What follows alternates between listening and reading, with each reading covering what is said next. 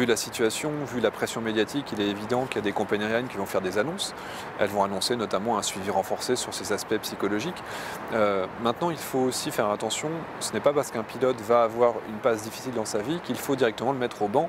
Ce serait à mon avis un risque. Parce que si vous dites au pilote, ben, voilà, si ça ne va pas, si tu as une dépression, tu es interdit de vol jusqu'à la fin de ta vie, la première réaction, c'est qu'ils vont cacher cette situation. Il faut vraiment que le pilote puisse avoir confiance dans sa hiérarchie, qu'il puisse dire, bah voilà, je me sens pas bien, j'ai un problème en ce moment, il faut que je m'arrête pendant 2 ou 3 mois, que la compagnie le comprenne et qu'elle le reprenne 2 ou 3 mois plus tard. Donc ça, pour moi, c'est quand même quelque chose qui est indispensable. Les pilotes sont évalués d'un point de vue psychologique avant d'entrer dans une compagnie aérienne, et là, ils vont vraiment rencontrer un psychologue. Mais par contre, pour tout le reste de leur carrière, ils auront un suivi médical qui va être précis, qui va être strict, qui va avoir lieu tous les ans en dessous de 40 ans, puis tous les 6 mois au-delà de 40 ans. Mais d'un point de vue psychologique, il n'y a plus de suivi.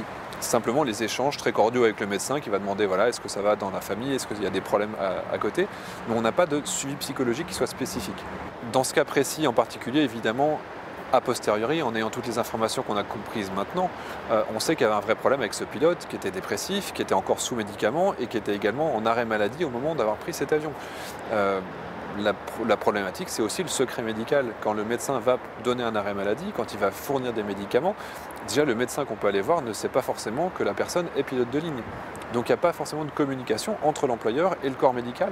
Ça peut être une faille, mais on part aussi du principe que les pilotes sont une population qui est stable, qui est équilibrée, qui a moins de problèmes que la moyenne de la population, parce que c'est une population qui est aisée, éduquée, avec un boulot qui est en général agréable. Donc c'est une population dans laquelle on a confiance à la base. C'est vrai que c'est une faille. Maintenant, est-ce qu'on va casser le secret médical parce qu'on a eu cette problématique? Ça me paraît assez compliqué. Maintenant, l'arrêt de travail, en tout cas en France, c'est un document que le médecin vous remet et que vous allez remettre ensuite à votre employeur. Donc effectivement, s'il n'a pas été voir son employeur pour dire qu'il était en arrêt de travail, a priori, l'employeur n'a aucune façon de le savoir. On est sur une situation qui est compliquée. Il ne faut pas oublier que les pilotes aussi vont se juger l'un l'autre quand ils rentrent dans le cockpit, quand ils se connaissent, quand ils voient un petit peu quel est l'état psychologique, physique, est-ce que tu es enrhumé, si tu es enrhumé, voilà, ce serait peut-être bien que tu laisses ta place au pilote qui est en attente, dans tous les aéroports du monde. Il y a toujours, quand un avion va décoller, on a toujours un pilote, des pilotes qui sont prêts à remplacer leurs collègues. Il y a plusieurs évolutions qui sont envisageables d'un point de vue réglementaire. L'OACI, qui est l'ONU de l'aviation, peut imposer de nouvelles règles. Après, les compagnies aériennes peuvent prendre l'option. On a vu que EasyJet, Norway, il y a beaucoup de compagnies qui font ce choix, avant même d'avoir un suivi renforcé sur les pilotes, décident d'avoir plus de personnel dans leur cabine, en permanence. S'il y a un pilote qui va sortir, quelle qu'en soit la raison, il y a un personnel de cabine qui va venir à sa place pour toujours être à deux dans le cockpit. Voilà, c'est plutôt au cas par cas pour l'instant, le temps qu'on fasse une réglementation.